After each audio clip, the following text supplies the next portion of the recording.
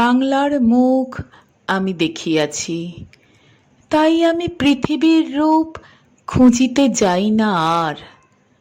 অন্ধকারে জেগে উঠে ডুমুরের গাছে চেয়ে দেখি, ছাতার মতন বড় পাতাটির নিচে বসে আছে ভোরের দোয়েল পাখি। চারিদিকে চেয়ে দেখি পল্লবের স্তূপ, জাম, বট, কাঁঠালের, হিজলের, অশথের করে আছে চুপ। ফণি মনসার ঝোপে সটি বনে তাহাদের ছায়া পড়িয়াছে।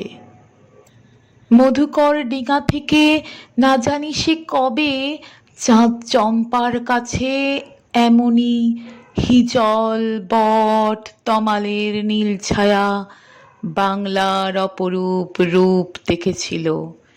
বেহুলাও একদিন গাঙুরের জলে ভেলা নিয়ে কৃষ্ণা দ্বাদশীর জ্যোৎস্না যখন মরিয়া গেছে নদীর চড়ায়, সোনালি ধানের পাশে অসংখ্য অশ্বত্থ বট দেখেছিল।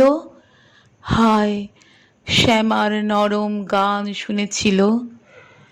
একদিন অমরায় গিয়ে ছিন্ন খঞ্জনার মতো যখন সে নেচেছিল ইন্দ্রের সভায়, বাংলার নদী, মাঠ, ঘাটফুল ঘুঙুরের মতো তার কেঁদেছিল পায়।